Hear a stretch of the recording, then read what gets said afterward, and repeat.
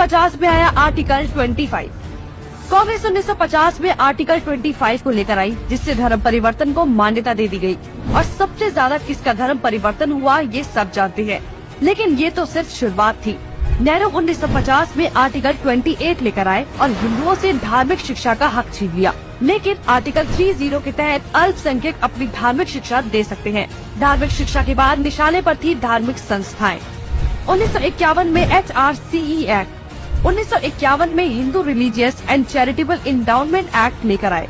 उन्होंने कारण दिया कि बड़े मंदिरों का रखरखाव सही से हो सके, लेकिन इसकी आड़ में कब्जे कर लिए, जिसके तहत भारत में मौजूद बड़े बड़े मंदिरों का प्रबंध सरकार ने अपने हाथों में ले लिया और मनमाने ढंग से इनकी संपत्ति का दुरुपयोग किया। और ये सिर्फ हिंदुओं के मंदिर पर लागू था, बाकी धर्मों या धार्मिक स्थल पर लागू नहीं था। 1956 में हिंदू कोड बिल आया।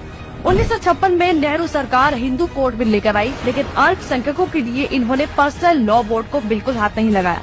मतलब एक ही है, देश में एक जाति कद संविधान कानून से और दूसरी अपने धर्म के कानून के हिसाब से, और आज भी यूनिफॉर्म सिविल कोड से कतराते हैं।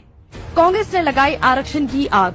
कांग्रेस आरक्षण लेकर आई, जिससे हिंदुओं को बांटने का काम किया गया, जिससे सबसे बड़ा नुकसान हिंदुओं को हुआ। आरक्षण की देश में जरूरत थी, लेकिन मक्कार कांग्रेसी इस योजना को 10 साल लागू करने की बजाय इसे बढ़ाते चले गए और न ही इससे लोगों को सशक्त बना पाए, जबकि लोगों को इसकी लत लगा दी गई। इंदिरा का कार्यकाल। साल 1976 में इमरजेंसी के दौरान ही इंदिरा ने संविधान में सेक्युलर शब्द को जबरदस्ती घुसा दिया, जिसको लेकर संसद में कोई चर्चा तक नहीं हुई।